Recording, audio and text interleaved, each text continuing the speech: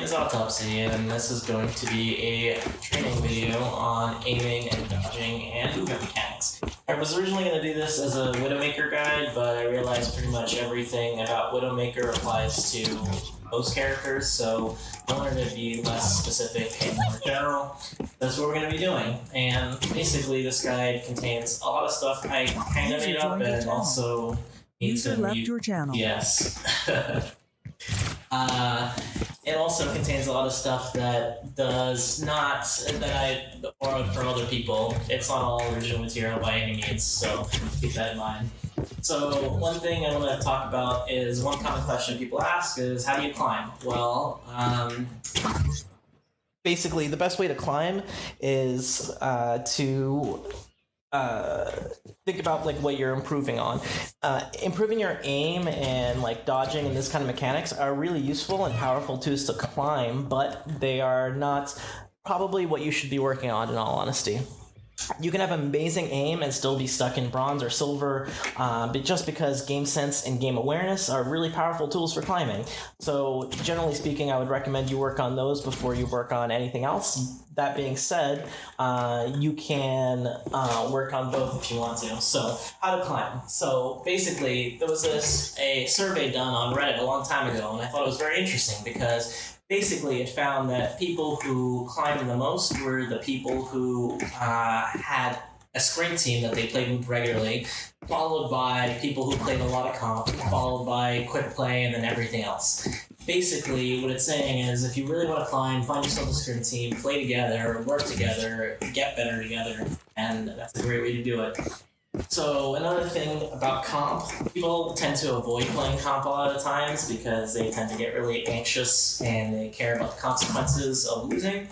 Just keep in mind it's just a video game, it doesn't actually matter no matter what. You shouldn't worry about your SR because it's all just a meaningless number anyway. Don't associate your self-worth with a number in a video game. Another thing in terms of climbing, is every time you die, watch your kill cam. It's really, really simple, but really, really powerful. Every single time you die, watch your kill cam. Think, why did I die? Did I get good value out of it? What could I have done better to survive? Could I have done this instead? Was it my aim? Was it my positioning? Did I not know a guy was in a certain spot? Think about that stuff because it's really important.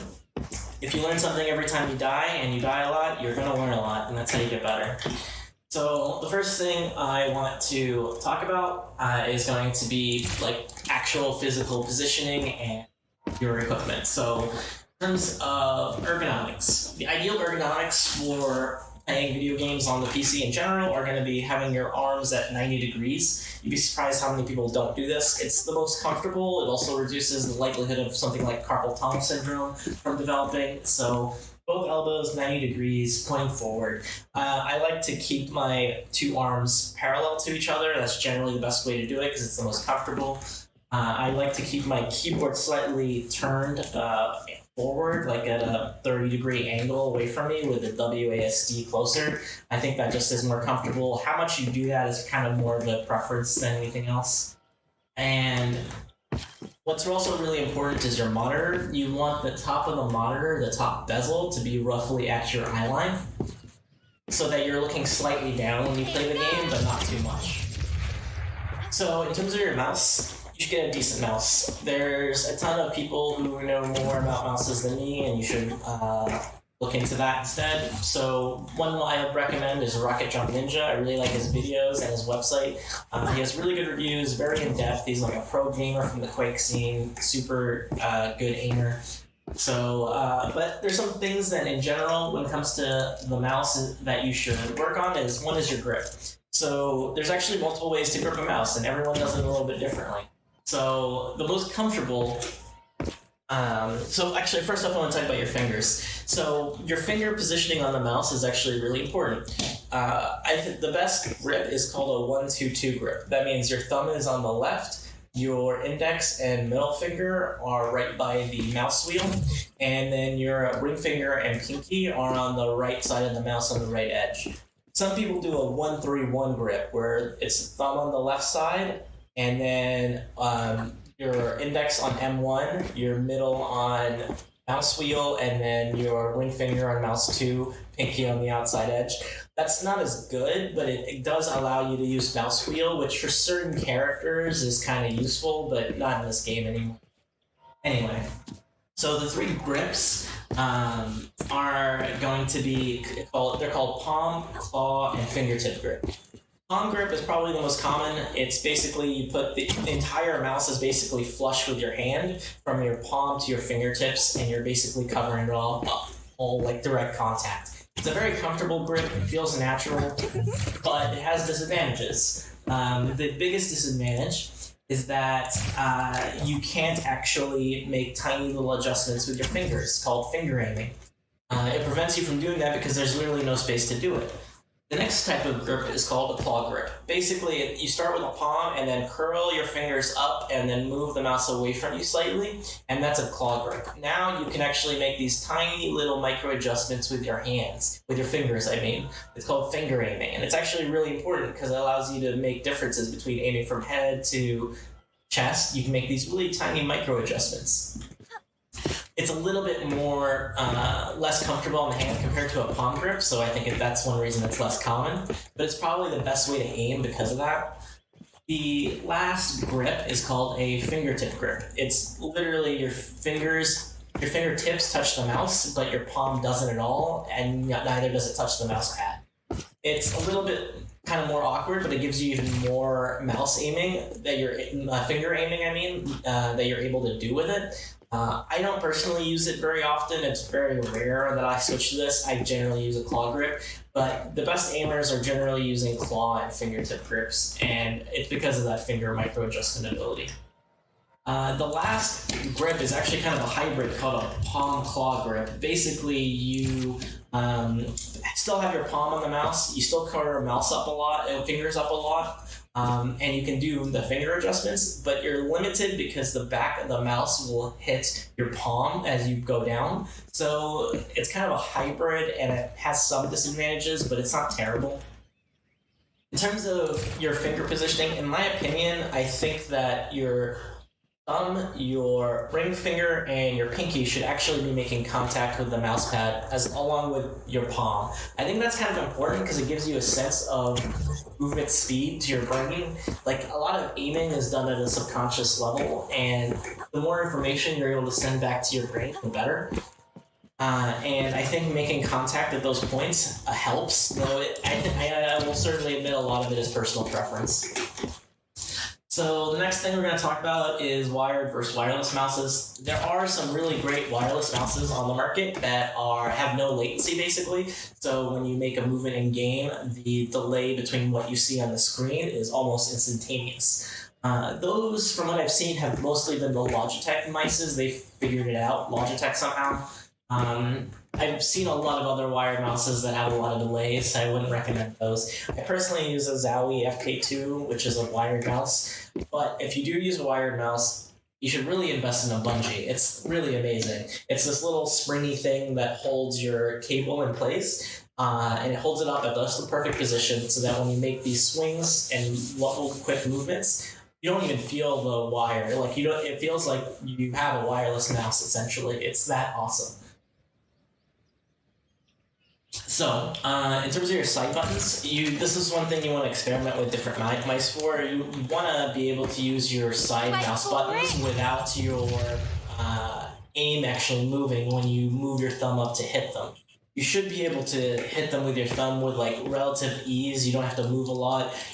You have a joint in your thumb, right? You have that joint. So the joint can hit one button, and then your fingertip can hit the second button. That's kind of the best way to do it. The reason I'm alting right now is because my X is actually a mouse button, so that's why. It's kind of personal preference. Just figure out what you like and stick with it, and it'll generally work. So the next topic is going to be DPI and sensitivity. Just real quick, your mouse has a DPI, that is dots per inch. It's basically how much the mouse will move and pull the mouse pad in response to movement. It's basically multiplied by the in-game sensitivity, and that's how you get effective DPI. Effective DPI is roughly translatable between people. So even if you have a different mouse, if you use effective DPI, you're accounting for the DPI of your mouse, which your mouse might be different than mine and have a different number, but the effective DPI should translate. What your effective DPI is varies. Like a lot of the pros use something like 2,000 to 10,000. It's a very wide range.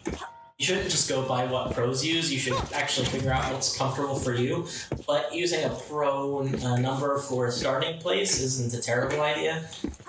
There is a video made by iOS called the PSA method, where he talks about finding your perfect sensitivity and settings. It's a fantastic video. It's a little complicated, so I'm not going to go into it here. But if you Google it, you'll find it. It's really useful if you're not sure if your sensitivity is right for you. So the next thing I want to talk about is the different types of aiming. So generally, if you think about your arm with your mouse hand, there's 3 places you can aim at. There's the arm, where you make really large, wide swings. There is wrist aiming, where you move your wrist from left to right, up and down. And then there's finger aiming, like I was talking about, where you move your fingers. The ideal sensitivity for you should be incorporating all 3 together at once. So if you're running at a lower sensitivity, this requires you to make large sweeps with your arms and allows you to use your finger aiming as well as your wrist aiming to compensate for all the more accurate, precise aiming. And this is actually the best way to aim. Higher sensitivities, everything is pretty much done with your fingers and or wrist. This is less accurate because to make large swings, you're moving your fingers and you do like that. So making those tiny little precise adjustments becomes a lot more challenging. That being said, this isn't bad for everyone. If you're a tank main like Ryan or you play a lot of Mercy, higher sensitivities are good because you don't really need this precise aiming. Moira too. It's just about what you play mostly is what your sensitivity should be determined by. So the importance of finger aiming is because it allows you to adjust between head and chest or whatever from these tiny little adjustments. Wrist aims allow you to do flicks and snaps really quick. That's all in the wrist. Whereas if someone's diving you and you need to do a rapid 180, that's going to be a big arm swing. That's basically how I play, and I think it's how DPS in this game will be played most effectively at these kinds of sensitivity ranges and this type of aim type. Crosshair. So crosshair is a very personal thing.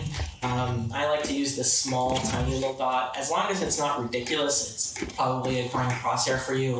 I think that blooming crosshairs that change in size as you fire are a bad idea because it changes where your crosshair is, and in the heat of a fight, that could cause you to lose a target. One little thing, I use a very weird McCree crosshair. It's with these thick little things and it's transparent. The reason for that is, again, it's a highly personal thing, and when I play McCree, I tend to kind of go into state and lose visual focus. I'm not really staring at anything. It's my brain, lizard brain, doing all the thinking and aiming. When that happens, I tend to lose my crosshair when I have that small little crosshair. But for some reason, when I add the bigger crosshair, I don't have that issue anymore. So that's why I use that crosshair. But it's not for everyone, and figure out what you like, experiment. There's a ton of crosshair settings, and you should figure out what you think is best. Another thing we want to talk about is scope sensitivities. So, assuming you use a 1080p monitor, and you're using, FOV set to 103, which is the max. Scope sensitivity, ideally what you want from scope sensitivity is you want the zoomed out version and the zoomed in version to be the same in terms of mouse movements. So when I'm aiming right now with Widowmaker scoped out, this is a certain amount of movement of the mouse that translates in game to the crosshair. And when I scope in, there's absolutely no difference. I have not made any changes in the mouse, and it was no difference. The reason this is important is because you don't want your muscle memory to suddenly have to switch when you zoom in, right? Because that makes it way harder to aim if suddenly this movement becomes dramatically different. So the way to fix that is there's 3 characters that scope, right? There's Ana, there's Widow, and there's Ashe. Ana and Widow are the same thing.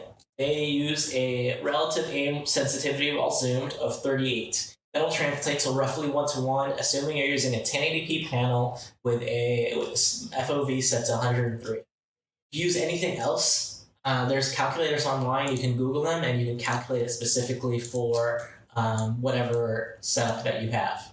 For Widowmaker, it's also 38. So Anna and Widowmaker are the same. Ash is different though. Ash is actually, this is wrong. Is actually 51.45. And I haven't played Ash on this. Unless someone must have messed with it. Anyway, so now when you scope in and zoom out, it's the same. The movement translates the same. So those are those things. I personally like to keep my mouse sensitivity and settings the same for every character because this allows me to develop muscle memory that doesn't change every time I switch a character, because that is a very hard thing for your brain to adjust for, because your lizard brain isn't thinking, oh, I'm playing Tracer, so it's different than if I'm playing Widowmaker or something like that. So now I want to talk about aim philosophy. So basically all these sections, the first section is going to be all about aiming, the second section is going to be about dodging, and the last section is about running away. All of them are going to have a philosophy. These are basically the core principles guiding everything that you do within that topic. So for aiming, the first one is if you have an easy shot on someone, they have an easy shot on you. So right now, for both not moving, Jericho here can easily shoot me, as well as the fact that I can easily shoot him in the head.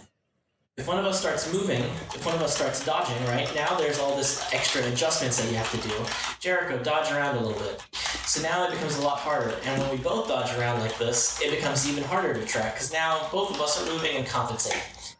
But this applies to all types of movement. So like doing a kind of parabolic motion makes you easier to hit. But if it makes you easier to hit, it also makes it easier for you to hit a target. So that's just a really important principle that's going to come back very soon here. Another principle is that you should hit 80% of the easy shots and 20% of the hard shots. What is an easy shot? An easy shot is a shot on someone who doesn't know that they are being aimed at. They are not dodging, they're not trying to avoid you. A hard shot is a shot where people are moving, there's pressure on you, and you have to actually really focus and aim. Those shots are a lot harder, so hitting those shots is not going to be nearly as easy, right? So you should hit about 20% of those shots. If you can do that, you'll climb with aim. Your aim will be adequate at the very least. So the last thing I want to talk about is focus and jitters. So aiming requires a lot of focus. You have to intently be staring at something and you're adjusting. It's not easy. You need to be actually focusing and paying attention. Being well rested helps. Being motivated also helps. I talked about this in the Tracer video. It's a weird thing, but it's true, and it applies to Tracer, but also pretty much anything that requires intense aim. And basically, the way you should warm up for Tracer is basically to act like you just did a whole lot of coffee, like a ton of caffeine. And you're just super wired, super jittery, everything is snaps, right? You just immediately you're immediately super twitchy. And if you watch pros, pro tracers do this, you'll see it. It looks like they're on drugs. It's so super quick, responsive, highly active, and mechanical. It requires a lot of focus and energy and motivation to do it. It's not easy, but the more you do it, the easier it becomes. I find this also makes a difference with Widowmaker. It's really difficult to describe. I would just say watch people who play these characters at really high levels, and you'll totally see it, and you'll kind of understand if you don't. Another philosophy is going to be to practice deliberately. You should never just kind of mindlessly play and be like, oh yeah, I'm just playing, I'm shooting and stuff, whatever, yeah. Pick something that you actually want to work on. Let's say you want to work on your Tracer things, right? So what are you going to do? You're going to play a lot of games, and you're going to always play Tracer, and you're going to constantly be working on your flanks. And when they fail, figure out, why did they fail? Was it too obvious? Did they see me coming? Did I not do something correctly? Figure it out, because every little bit you'll learn, you'll get a little bit better, so next time you won't make that same mistake. And once you feel like you've mastered it, it may take hours, it may take months, it may take years. Then you can move on to the next thing. So for me, when I first started playing McCree, I really sucked at the flashbang headshot. to just headshot flashbang, especially when you add a roll to it. Like, I just was not hitting them very frequently. So what do? I loaded up bots and I practiced it over and over and over and over and over and over and over again. I literally did it like thousands of times until it felt natural and normal and a lot easier. Then you pick something else and you move on. So, next thing I want to talk about is bad aim habits. You all do this. I've done pretty much all of these before. They're bad habits, and you should break them. The way you break these kinds of bad habits is to never do them again. It doesn't matter whether you're in quick play, whether you're in a custom game, a quick play screwing around with friends, or if it's comp and it's serious. If you start doing these bad aim habits, you're just going to keep doing them over and over again, and the more you do them, the stronger they become ingrained into your mind. So the first one is lazy aim. Lazy aim is bad. Basically, instead of actually trying to put your crosshair onto someone, what you're doing is you're kind of waving in their general direction and just hoping that it hits. You're not actually aiming. You're just, you know what I'm talking about. This is a hard thing to describe, I think, but like a classic one I see is like the supports playing Zen is they just kind of like wave their crosshair in their general direction and they're not really looking or paying attention. They're not considering projectile speeds and distance and whatnot. They're just kind of firing at someone. Very bad habit. You're never going to get better at aiming if you keep doing that. Stop it. Basically, you should be aiming with intent. You should be trying to put your crosshair on someone, and you should be firing when that crosshair is on them. If your crosshair isn't, for whatever reason, like, oh yeah, I'm over here, then stop firing. Use your ammo effectively, and you'll start putting more value in your ammo, and your aim will get better because of it. Another bad habit is excessive jumping. People who just constantly jump. You should jump with intent. Jumping should be, everything in this game that you do should be done with the intent to accomplish something. Jumping is really good for dodging incoming damage, or maybe I'm trying to copy the jumping pattern of someone else. Jericho, jump for me, please. So if I jump at the same time, that actually kind of copies their movement and makes them easier to hit, right? However, if they're not jumping, then you're not trying to dodge the damage, then you shouldn't be jumping. If Jericho, look away from me. So now Jericho doesn't see me. Stop jumping. Jericho doesn't see me. He's just standing there right now, right? So if I'm jumping, all I'm doing is having to aim more to compensate for the jumps. I can just go up and start firing at him, right? Because if you don't need to dodge or move, then don't. You should only do that when it accomplishes something. So another bad habit is panicking.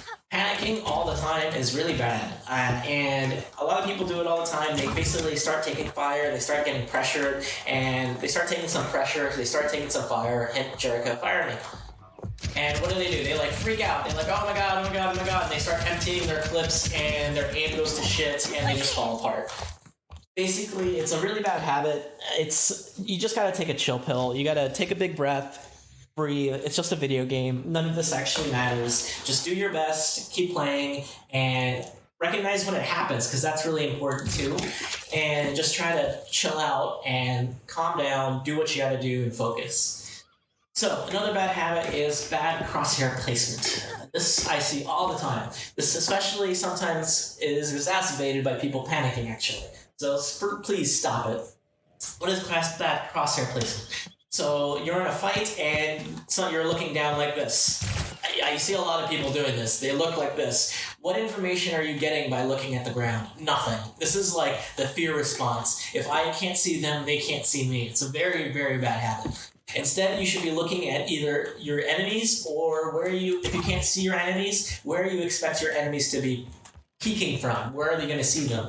Like from this position, if I know he's over there somewhere, I'm going to be looking at here, and I'm going to be looking at head height because I want to headshot him, and I can headshot with Tracer. So this is how I peek around corners like this, right? So I'm constantly looking at the most extreme position, and that's how you peek. It's like I peek like this. Oh, there he is. I can stop here. I know where Jericho is.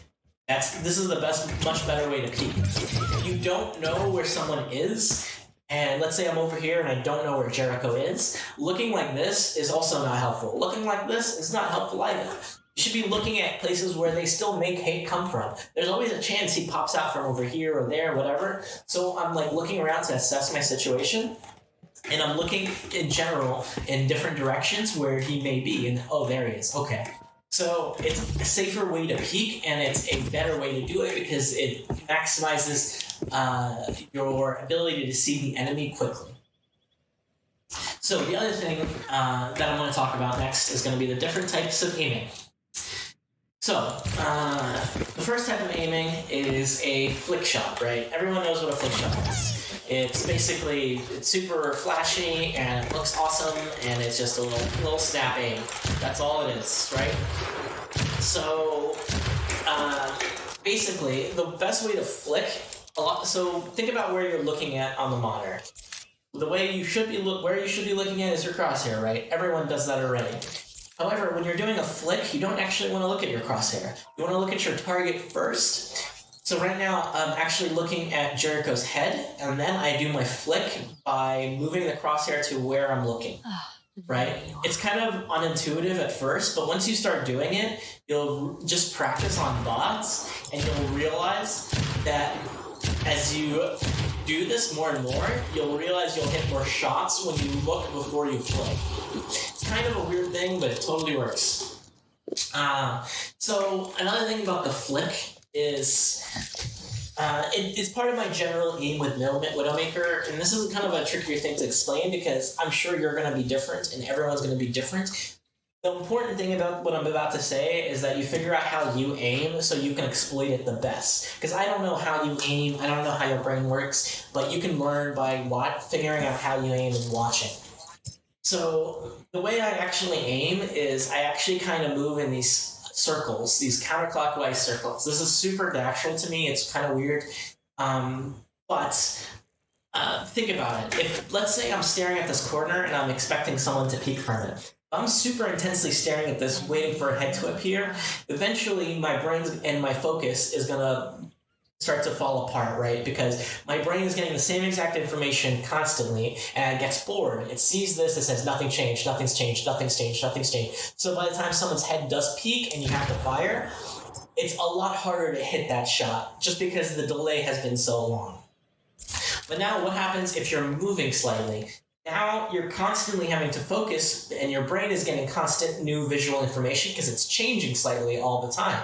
So when something does pop up, it's a lot easier to hit it because your brain is getting new information and you're forcing it to adjust. This kind of idea of this brain reset, like you reset your brain by moving, it will come up very soon in another type of aiming. And it's kind of a weird thing, but it totally works. So that's why I tend to do this when I aim, because it kind of forces my brain to constantly be thinking, where is the target? Where is my crosshair? What's going on? Because of this, the way I flick is based off of this semicircle. So I don't flick straight. I don't go straight to the head like this in the middle of a circular movement. It just doesn't work. I don't hit my shots it feels awkward. Nothing about it feels natural to me. So, for example, if I'm trying to hit Jericho with a flick, I would go like this. It's kind of like this smooth arc up. It's like this arc up that kind of semi-follows a circle. My crosshair is over here, it'll be like this, right? It'll be like smooth like that.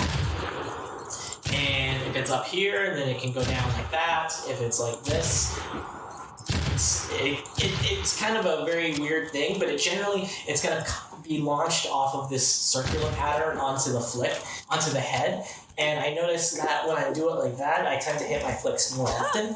Whether this works for you, I don't know. Maybe you do something different. Maybe you don't do this and you do a different kind of pattern or something else. I don't know. You have to figure that out. Watch your VODs, watch your clips, figure out how you aim and how you hit flicks the most accurately, and do that. The next type of aiming is tracking aim. So there's two types of tracking aim. There's smooth aiming. So Jericho, come down here for a sec. Jump down. And I want you to just run around for a minute. So smooth tracking is just tracking like this, right? You're just constantly trying to put your crosshair on the enemy. It's very smooth, and you're just following along and moving around like this, blah, blah, blah. That's one type of aim. That's actually a very difficult type of aim to do because part of it comes back to the brain reset, right? Because if he's constantly on my crosshair, then there's slightly less movement, right? Because his model is stuck on the crosshair, and you get less updates about it to your brain. There's very few players who can actually do this at a super high level in this smooth type of tracking. There are, like Prophet's one example. If you watch his clips, he does this like an aimbot. And this is basically what it is. It's basically aimbot tracking. If you can do it perfectly and you're totally locked on their head, you're an aimbot. The other type of tracking is called jitter aiming. And this kind of exploits that brain reset. So basically, it's a hard thing to do, and there are some downsides, but I'm going to first demonstrate it and then talk about it some more.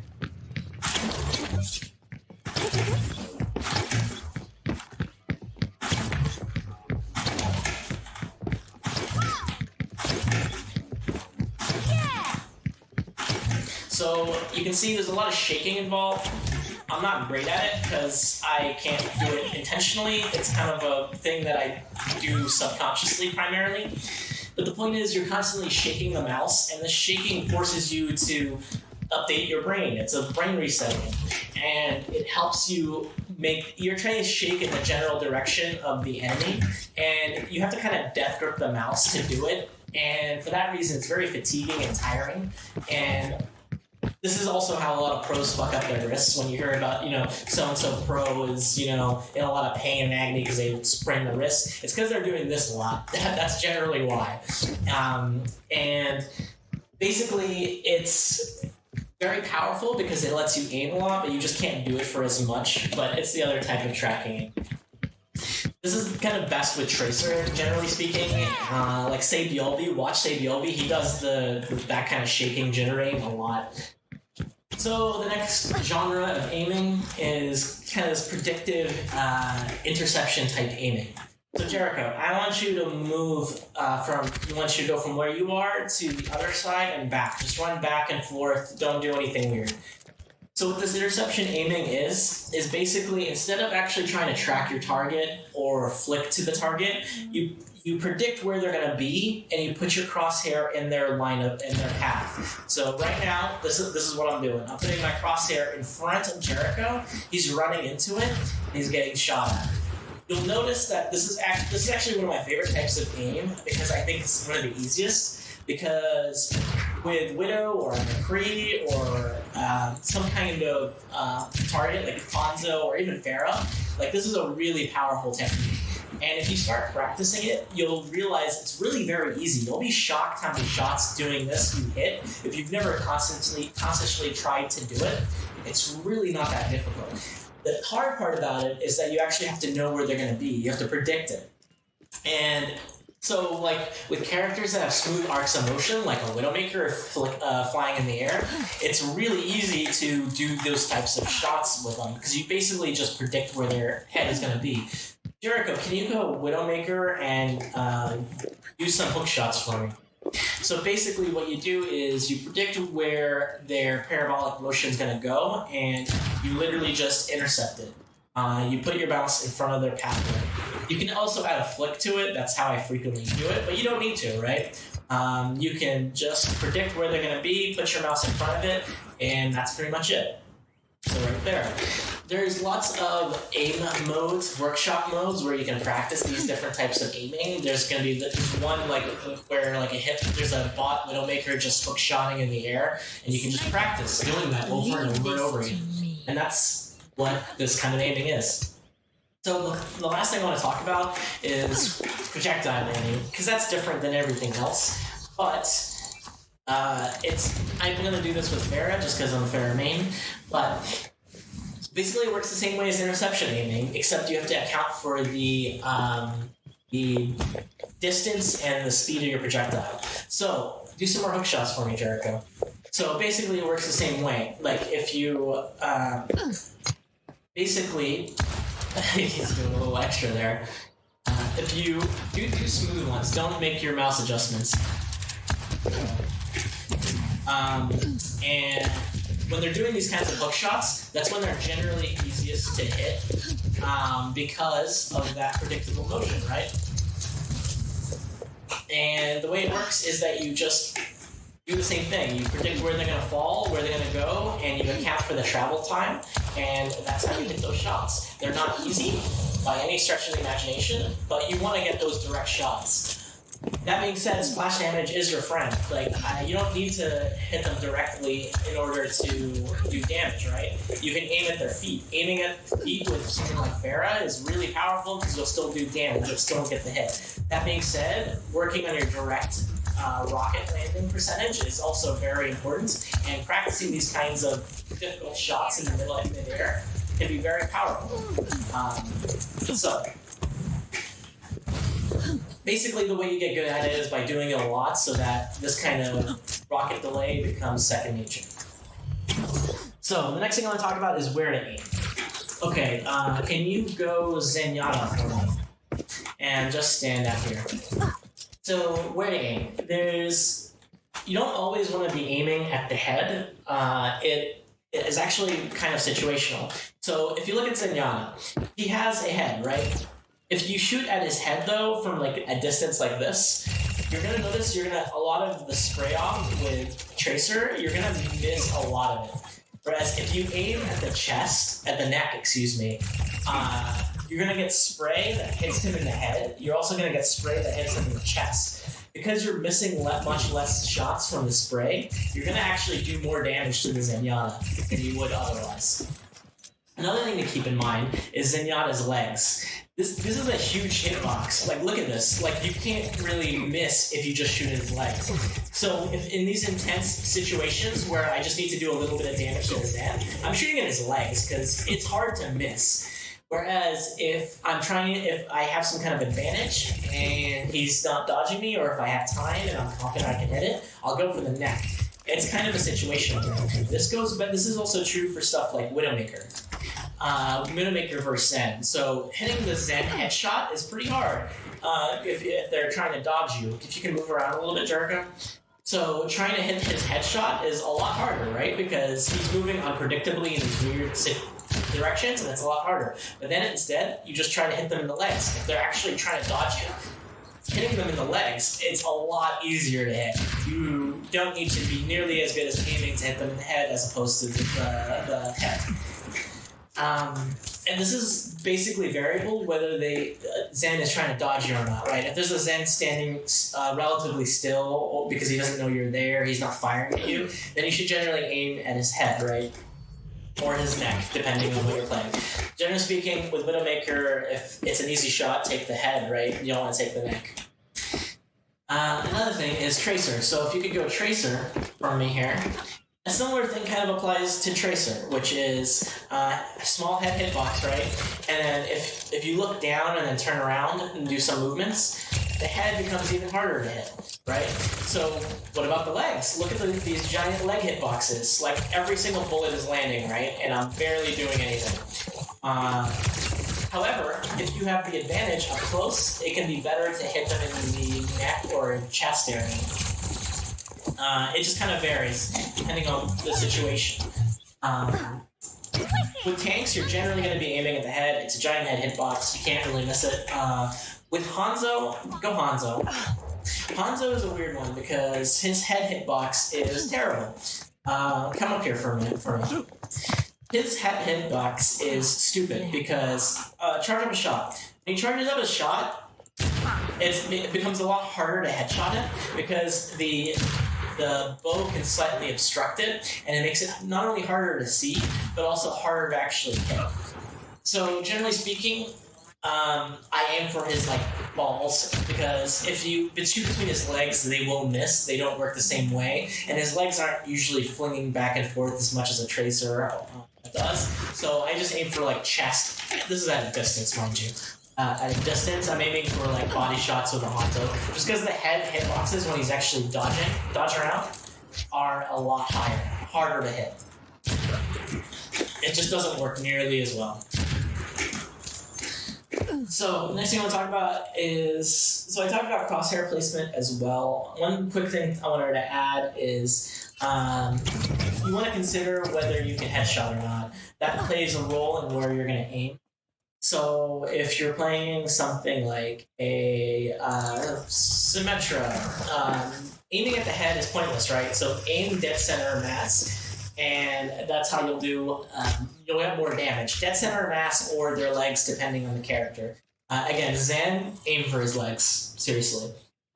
Also, where you want to put your crosshairs also matters relative to the context of the fight, right? So if you can keep track of your kill feed, that's really huge, because if you know someone didn't die, you know they might be hiding in your flank, right? So you can be watching your flank. Watch the corners where you expect them to be peeking from, right? So look how I took that, for example. I quickly adjusted down, so now I'm looking completely downwards if I'm expecting someone to come up from there. And then as I'm falling, I'm adjusting during the fall. It's kind of difficult to do at first, but this is how you peek corners. You're constantly watching and checking every angle that someone can be firing at, and you're predicting. You're putting your mouse where you, as you're falling, you're putting your crosshair where you're going to need to be looking as you're falling. So, just real quick, I want to talk about my personal warm-up routine, which is going to be done in the practice range real quick. So, I kind of have my own routine, and I like to do it in the plain practice range. Basically, I start with Tracer, and I first started up close, and basically, this is all going to be fingering. Basically, I am adjusting and strafing around these bots, aiming at their head, while using pretty much only my fingers to aim. My wrists are not really moving at all right now. This kind of warms up my fingering. Then I'll back up a little bit, and now I have to move my wrists to do all the adjustments, and it's fingers and wrists. Then I'll back up even more, and now this doesn't have enough angle to actually allow for that, so I'll start adding in blinks. So now I have to do, I'm trying to basically keep my crosshair on the target at all times while blinking and moving around. And this forces me to do arm movements, finger movements, wrist movements. It requires everything. And then you can add it all together. You can do movements where you're going in and out while you're adjusting and blinking and doing all sorts of movements. And it's kind of a nice little tracer warm. After this, I go over here. And basically what I like to do is I have basically an unwritten rule, which is I start firing at a bot, and once I do damage, I have to blink at least once. And generally that blink is going to be a 180 blink. So basically I do a little bit of damage, and then I blink through and I fire. I also add blink melees if they're low, and basically I do this over and over again. It's hard for me to focus and talk at the same time, so my aim and performance here is not amazing, but that's not the point. Anyway, I keep doing that. This is basically my tracer warm-up. Once I'm done with that, I switch characters. So my next thing that I like to warm up is usually Widowmaker.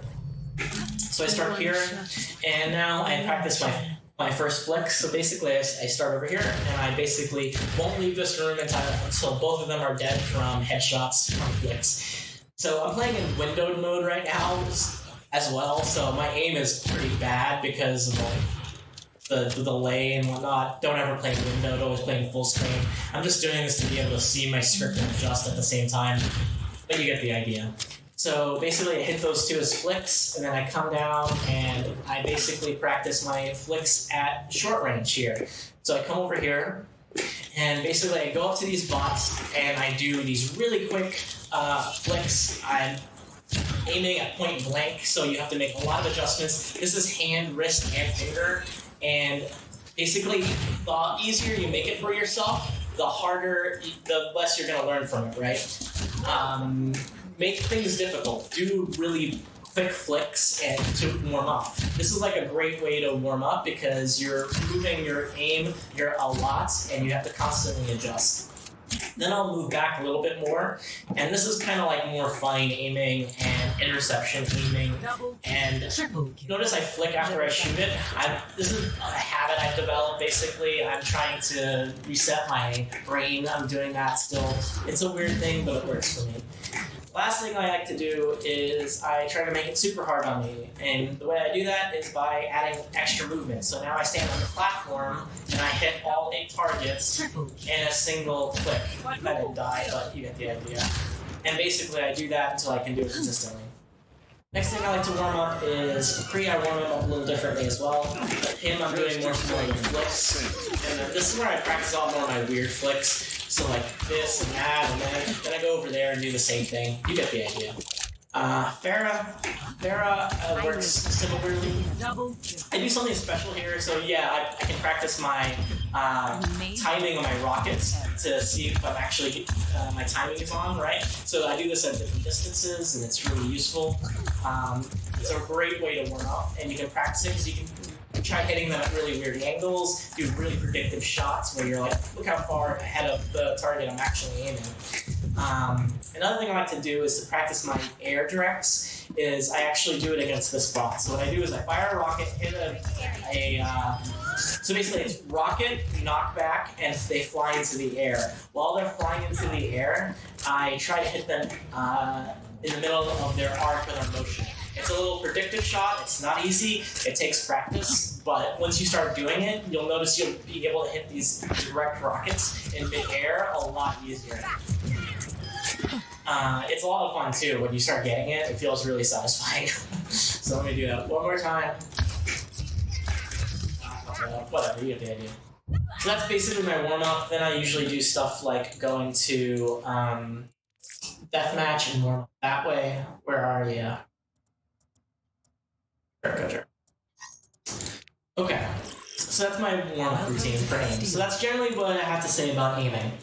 The next section is going to be all about dodging. So,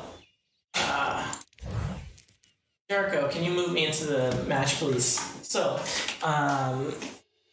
Welcome to Castile. Dodging. Everyone does it all the time, but the reality is most people don't know what they're doing. They're just kind of hitting random buttons and hoping you don't hit them. So a lot of it also is emulating what other people have done. You see someone start dodging and then you try to copy them because you think it works. But what's really important is you should think about why is a certain type of dodging effective. If you understand why, you can understand how to use dodging more effectively. You can also learn how to dodge, how to counter the dodge, right? Because if you know what's making it effective, you can cancel that out and adjust for it so that you actually hit the shot. Another super important thing about dodging is dodging all the time is not a good thing. It's like jumping. Jumping is essentially dodging, and if you overuse it, it's a bad thing because when you're dodging, it makes it harder for you to hit a shot as well as them to hit a shot, right? It goes back to that philosophy. If you have an easy shot, then they have an easy shot, and the opposite is true. If they don't have an easy shot, then you don't have an easy shot. So that's really important. So you should dodge at specific moments when it actually accomplishes something.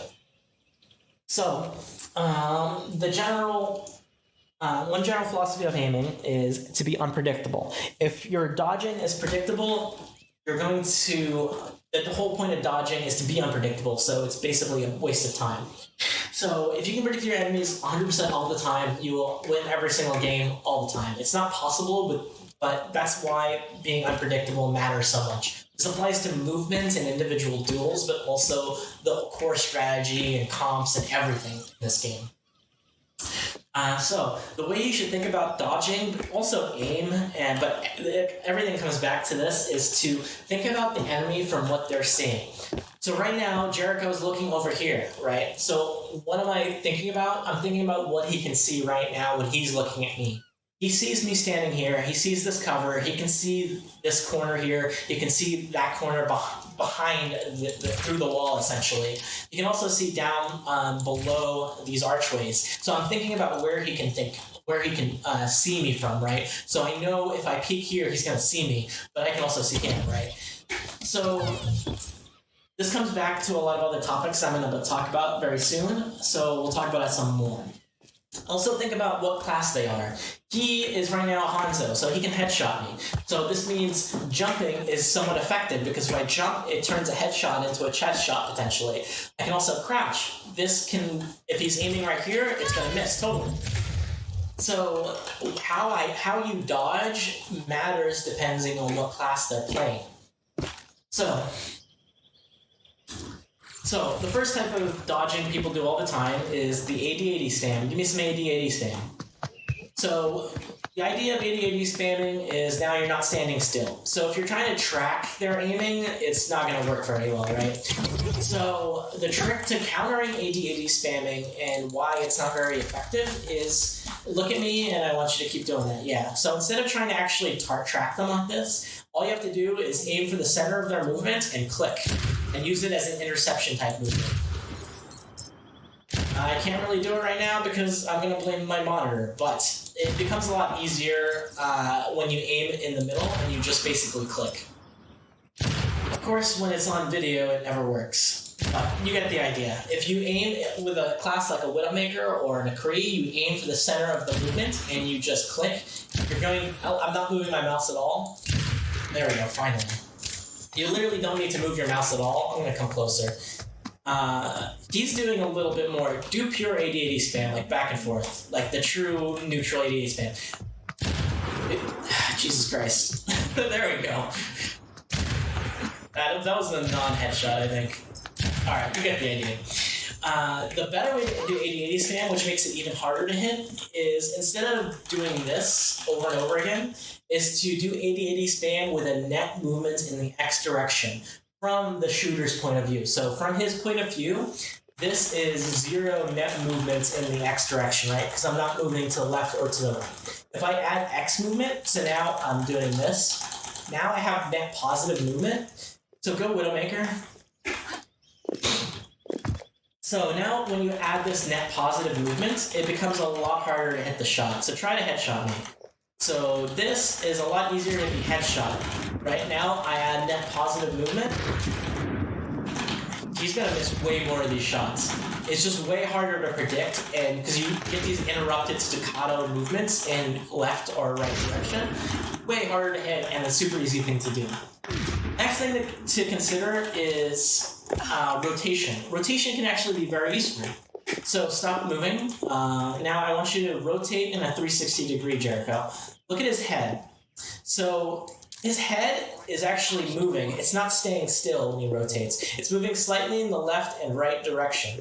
This adds extra X positioning. It's slight, but it does. And from distances, it makes it harder to both see their head, but also harder to hit their head. Go Tracer for me. This is especially true in a character like Tracer. I want you to stand still out here and rotate again. Do the 360 rotation. It's much more dramatic with Tracer because she leans a little bit more forward, and you can see like her head is actually rotating very off-center, right? Headshot, no headshot. Headshot, no headshot. So what does this mean? This means if you're trying to dodge a Widowmaker as a Tracer, if you add rotation, it helps a lot. Notice, so first off, you get the AD-80 spam. You add rotation, you just do this basically. You can swing your mouse a bunch of times. It works. So now what I want you to do is do AD-80 spamming, but with net positive movement. And now start doing like swinging your mouse around wildly like a crazy person. Look at that head movement. Like, good luck, right? And that's not even everything that you can do. That is so much harder to hit. If a Tracer is doing this to me, I'm aiming for their body. I'm aiming for the legs mostly. Because you're just not going to be able to hit their head doing that. The next thing we want to do is think about looking downward. So now stop moving. Look downward. Look straight down. Look at that. It's even more head movement. Look up. Look down. Look up. Look at that. There's so much head movement there. So now do exactly what I was saying, except now add up and down. Rotation plus up and down. It's just spazzing out everywhere. There's no way you're going to hit that headshot. So this applies very well for Widowmaker, for McCree, for Hanzo even. Anything that can headshot, right? If they're aiming at your head, you can use that. What it does not work for is Moira. So don't do this against Moira. Come here. So do your best AD-80 spamming. Your power. Wow, that's really difficult, huh?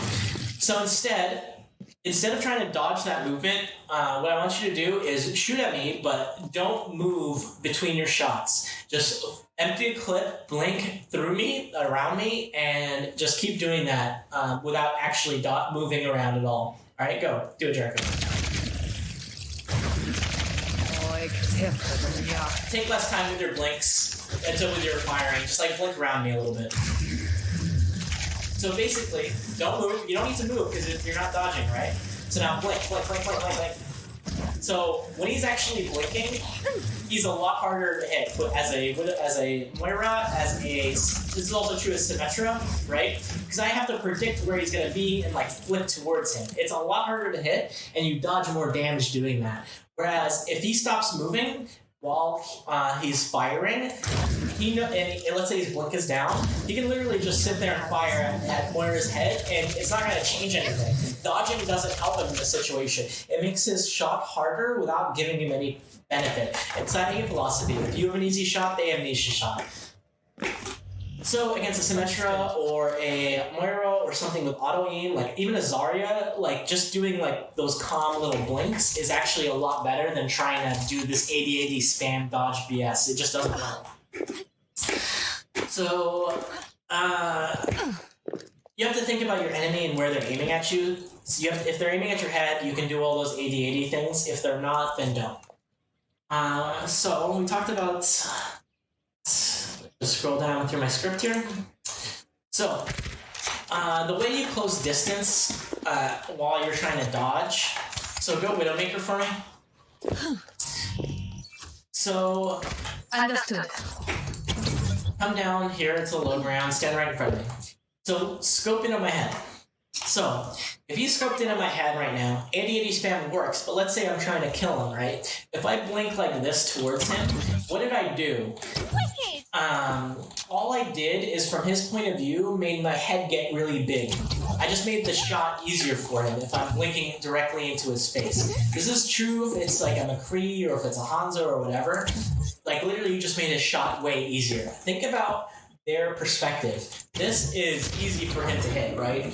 But now, how can I close distance without exposing myself to an easy headshot? Well, I'll do a zigzag blink. I basically go blink right, blink left, and now he has to make he's basically making two adjustments on the fly to counter for that. So real quick, I'll show you what it actually looks like doing it quickly.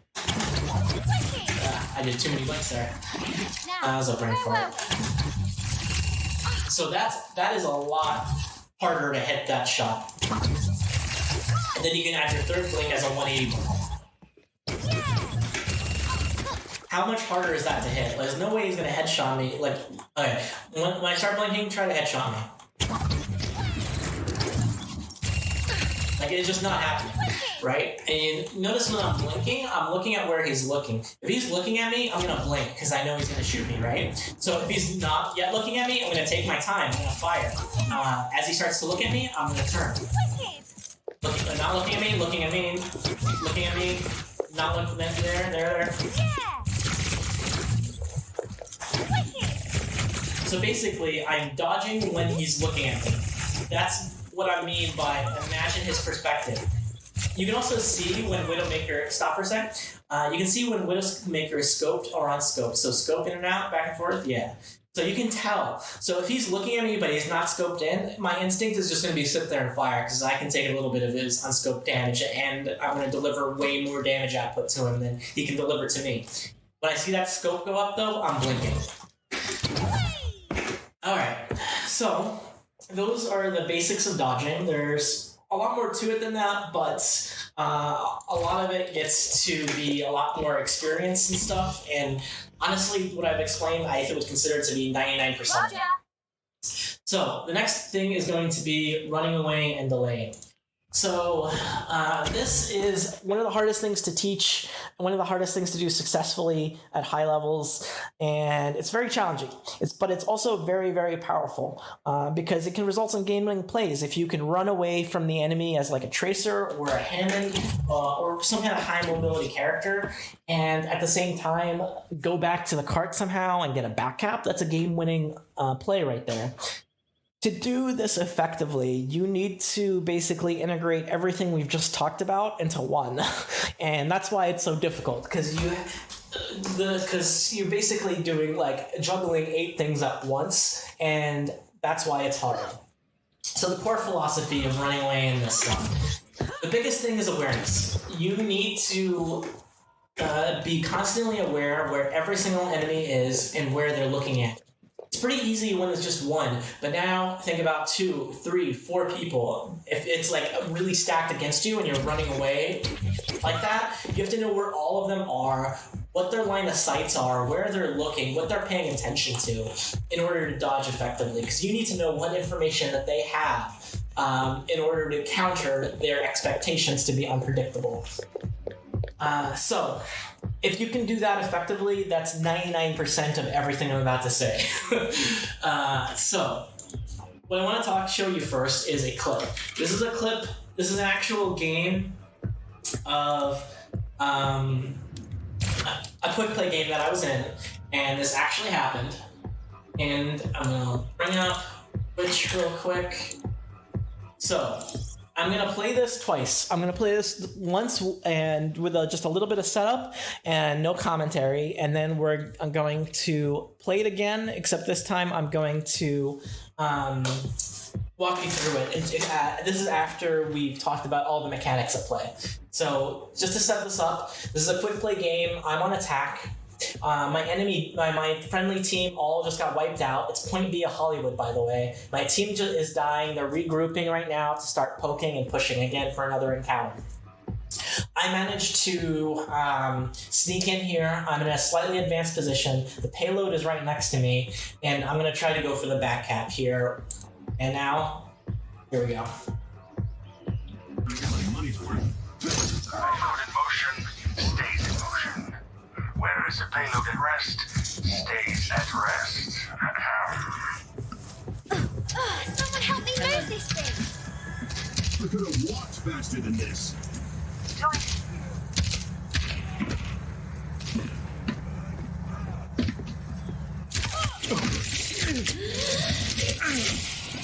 Just in time!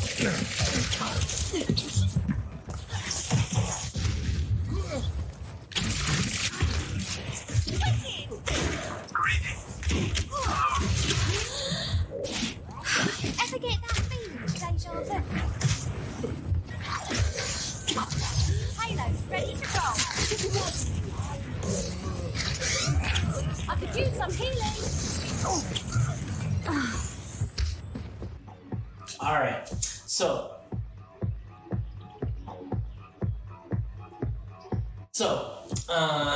the clip is not perfect by any means, but the reason I'm playing it is the reason I played it is because it pretty much has an example of pretty much everything I'm going to talk about in it. So the first thing I'm going to talk about is the back cap. So the way you back cap is you have to be in a somewhat overextended position, generally speaking.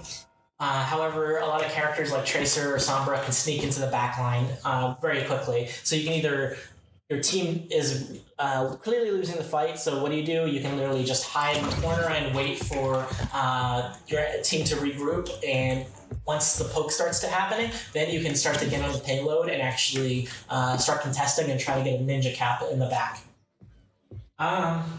So the way you should take cover is try to use the payload as cover, because it will heal you, but it was also as a nice piece of cover to break line of sight.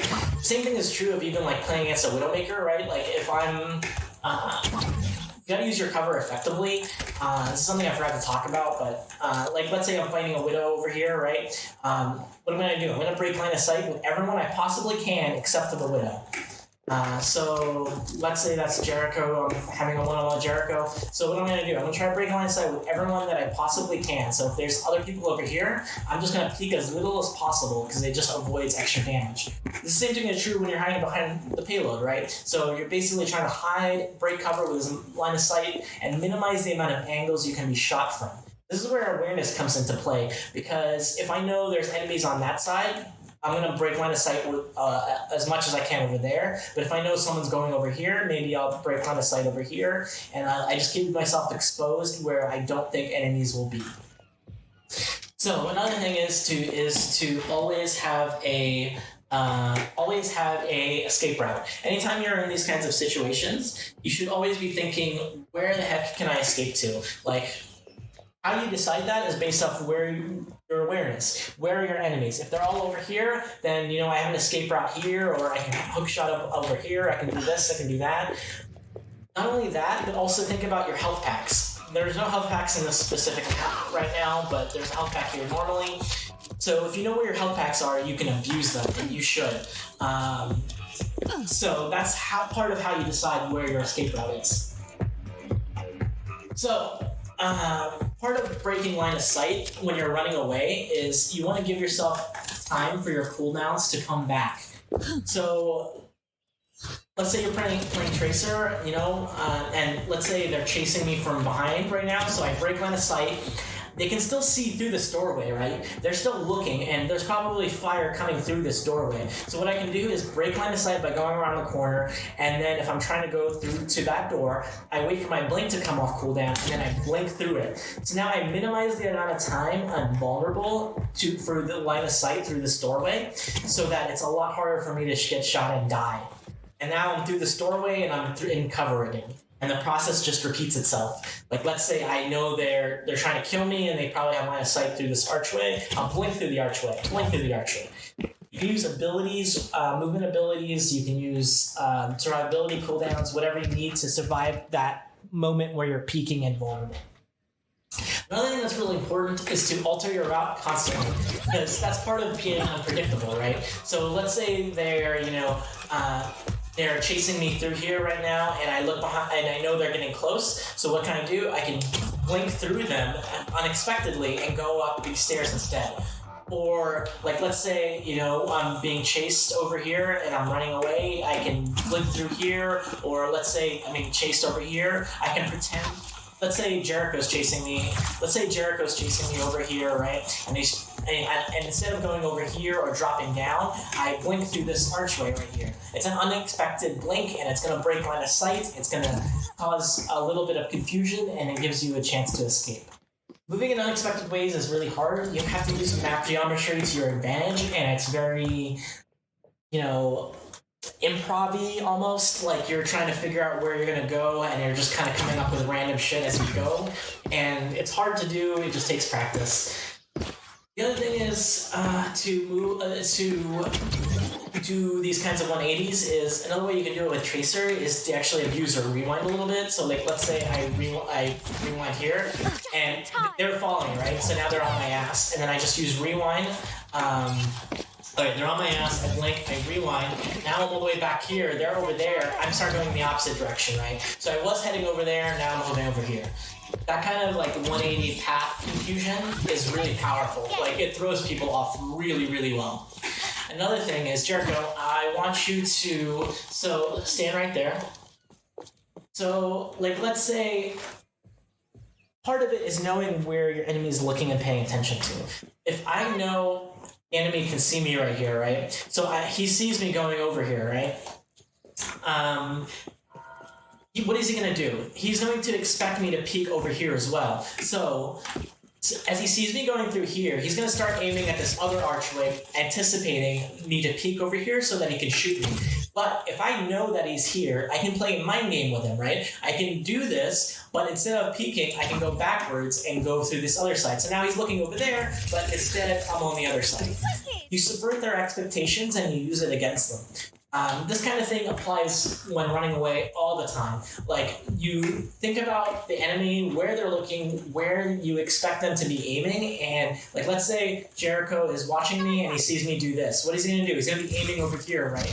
So instead I go the other direction. Like, these are really simplistic examples, but these apply in so many different situations and so many different corners that it's really powerful. Another thing is, so this goes back to dodging, actually. I'll talk about this in a second, actually. Let me finish this. So it's this plus giving yourself time to get your cooldowns back up and abusing health packs is basically how you survive. So to go back to that clip, I want to show you one more time, except we're going to watch it in slow motion. And I'm going to break it down and show you pretty much literally everything we just talked about. So I'm going to mute it, and we're going to go. So right now, I'm waiting for my friendly team to start poking to distract the enemy team. How you decide that is judgment. You just basically give it enough time. If they're overextending into your spawn, this is the best time to jump on it, because they're not going to be able to make it back if they wanted to, right? But that's not always the scenario. when you're doing this, you should always expect to be caught. You should always expect to be jumped on and prepare for it. So now I get on the payload. What am I doing? I'm using the payload as cover. I'm pretty sure all the enemies are on the high ground. However, I suspect there might be some people on the left in the main area, like the tanks. I'm not sure. That's why I'm using the payload as such. Again, this clip is not perfect. In retrospect, standing behind the payload would have been a little bit better, but this positioning is still okay. Now, I'm expecting someone to jump off of the high ground. That's why I'm looking at it so much. The Baptiste finally figures it out and jumps. So this goes back to that Widowmaker thing where when someone is coming towards you and they're aiming at you, from your point of view, they're just getting bigger, right? This is true. So this is why when I first see this Baptiste, I start firing at him because I'm thinking in my head, this guy's one clippable, right? Because he's falling in a predictable pathway and it's coming towards me and I should be able to hit most of my shots. And I start to, but the problem with Baptiste, and the reason I blink away here, is because if you have an easy shot, he has an easy shot. Baptiste can also headshot. So when I realize it's the Baptiste, I look at my health. I take a lot of damage really quick because he hits me in the head. Because it's really easy for him to get that shot too, and he does a lot of damage because Baptiste is OP and blah, blah, blah. So now I blink away to protect myself. I try to blink in both to get the healing from the payload and also to try to quickly kill him and finish him off. However, I know this is probably a losing fight already because Baptistes are very hard for a Tracer to 1v1 because all he needs to do is throw his immortality lamp and suddenly I have to kill that thing and then kill him. By that time, he's going to have reinforcements and it's just not going to happen. So I try to go for it. I don't. And now you're going to hear about here. I'm going to turn the audio on. You're going to hear Ash fire a gun.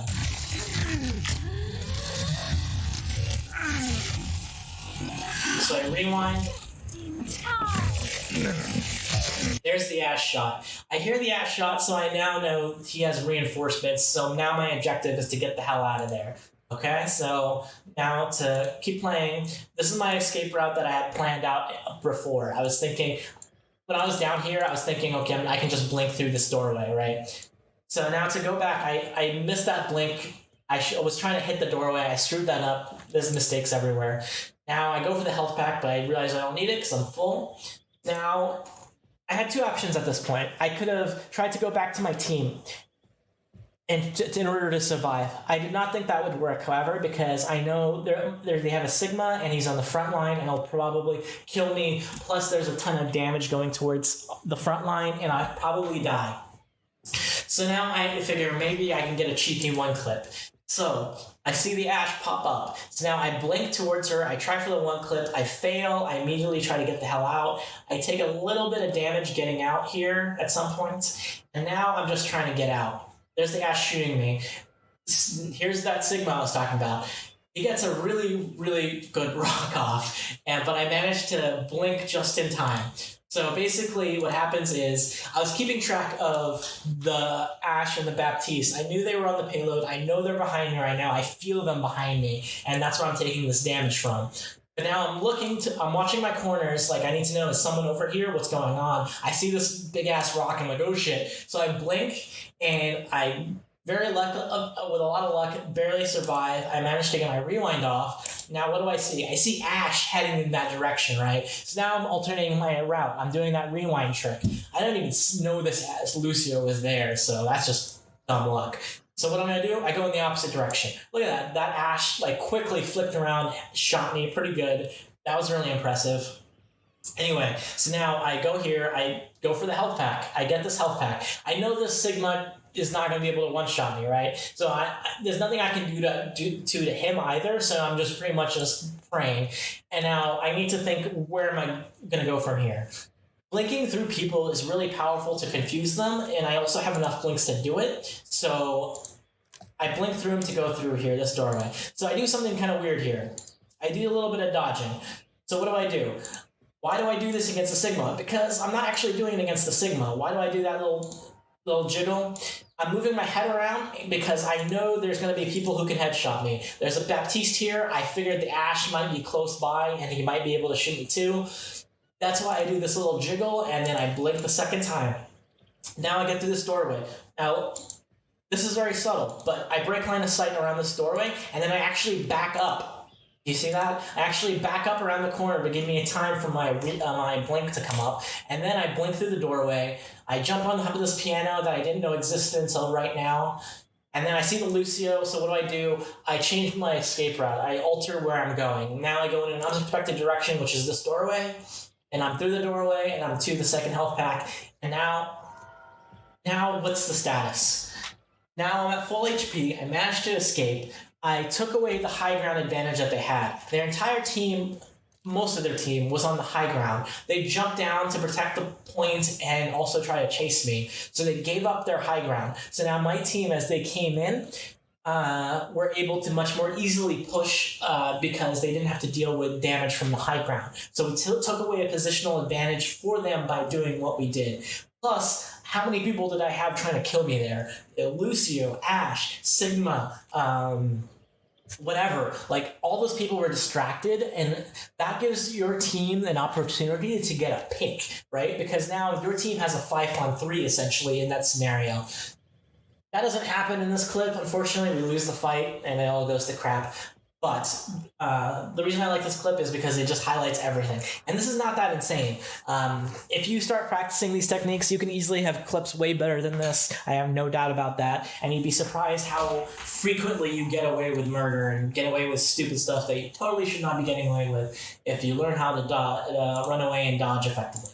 And notice in this clip, there's not a single moment that I actually do any AD-80 spamming. I do that little jiggle there, but there's no AD-80 spam. Like, the vast majority of the time, that would not have helped me. If you actually look at the clip, there's no place that it would have really helped me in any way. That's why I didn't do it. There are many times why I do AD-80 spam, it's just not, this is not the time and place for it.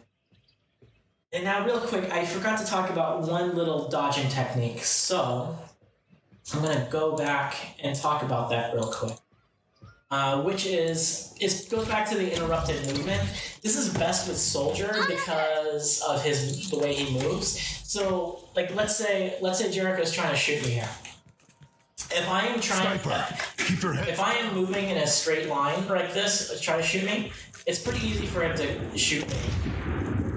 Hopefully, he should shoot me. But you get the idea. Like, these straight lines are super predictable. How do you make this harder, right? What you do is you break up the pattern. You become unpredictable. So now I'll use staccato sprints instead. Try to shoot me.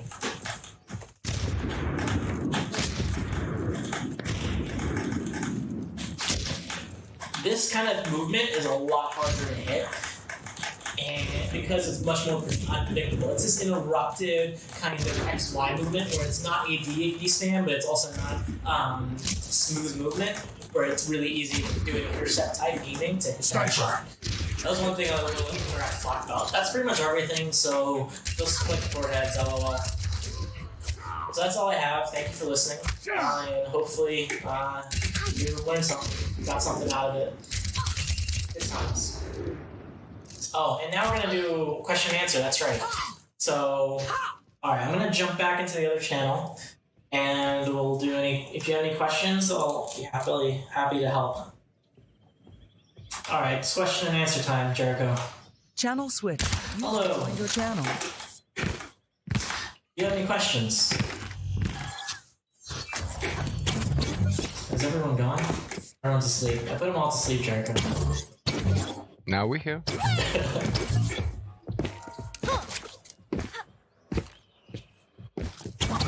Alright, well, if there's no questions, I'm going to stop the stream.